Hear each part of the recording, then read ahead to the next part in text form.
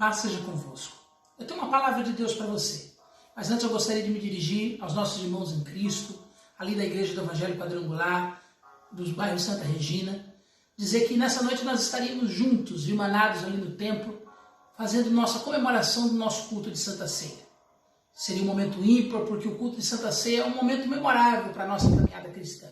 Infelizmente não podemos realizá-lo devido a todos os grandes acontecimentos que nós estamos vivendo nos últimos dias em virtude da pandemia, do Covid-19 e do decreto do governo do estado de Santa Catarina que tem nos restringido nesse momento da realização dos nossos cultos e reuniões religiosas. Mas eu quero dizer aos nossos amados irmãos que logo estaremos juntos, logo estaremos ali no templo comemorando e fazendo o nosso culto de Santa Ceia. Mas eu gostaria de não passar essa data em branco, eu gostaria de fazer uma reflexão com os amados irmãos. E para isso eu gostaria de ler um texto que está lá no livro do Evangelho de Mateus, capítulo 21, versículo 13, que diz assim a palavra do Senhor. E Jesus os repreendeu, dizendo, porventura não está escrito, a minha casa será chamada casa de oração? Esse texto é um texto onde Jesus faz uma citação de um versículo do livro de Isaías.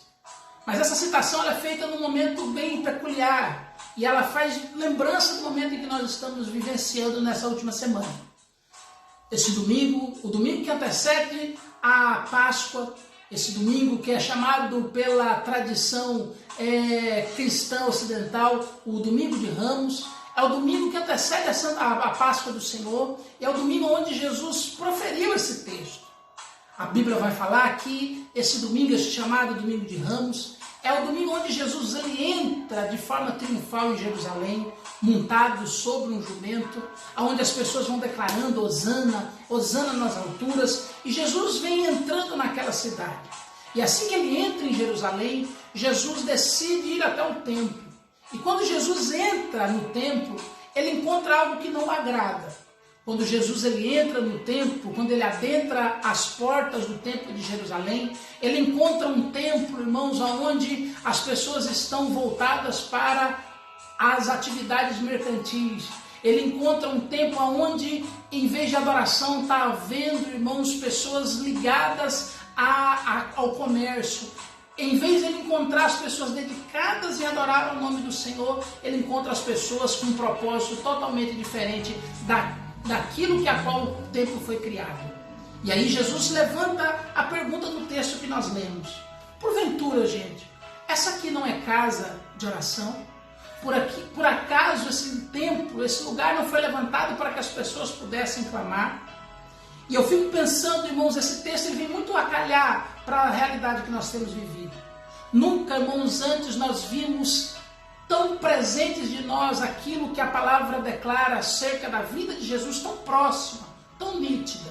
E a pergunta que eu faço, irmãos, a nós, como igreja do Senhor nessa noite, se Jesus adentrar, assim como ele adentrou em Jerusalém, vindo dos altos dos céus com a sua comitiva de anjos, qual a igreja que ele vai encontrar?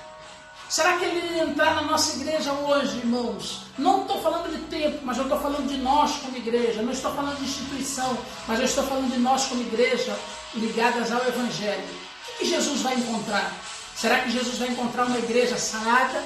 Será que Jesus encontrará uma igreja que está voltada para adorar o nome dele? Ou uma igreja preocupada, irmãos, com as coisas do mundo? Estamos passando por esse momento tão difícil que a qual o vírus, essa pandemia tem colocado sobre nós, mas Deus está no controle. Digo que está no controle, irmãos, porque hoje foi um dia memorável para a nação brasileira. Um dia onde as igrejas, sendo elas evangélicas, protestantes, pentecostais, neopentecostais, históricas ou até mesmo nossos irmãos católicos, aqueles que professam a fé em Cristo Jesus, reuniram-se para ser igreja. Reuniram-se não para discutir posições políticas, não para discutir ideologias, não para discutir, irmãos, as coisas que nos divergem no campo teológico, mas sim, irmãos, orarmos ao Senhor, porque aquilo que nos converge, aquilo que nos une é muito maior do que as nossas divergências teológicas ou ideológicas que temos.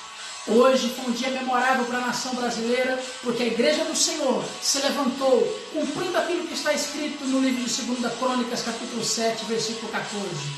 O meu povo orou, o meu povo jejuou, o meu povo buscou a minha face, e com certeza estamos nos convertendo, irmãos, das nossas atitudes antigas, para que o Senhor ouça do alto dos céus, perdoe os nossos pecados, mas também venha sarar a nossa terra. É tempo de nós como igreja sermos igreja. É tempo de se nosso mestre entrar pelas portas triunfais dos céus, irmãos, ele possa encontrar não uma igreja como ele encontrou em Jerusalém, mas uma igreja sarada. Por isso essa reflexão vai para você nessa noite, que você seja uma igreja viva do Senhor, no nome de Jesus.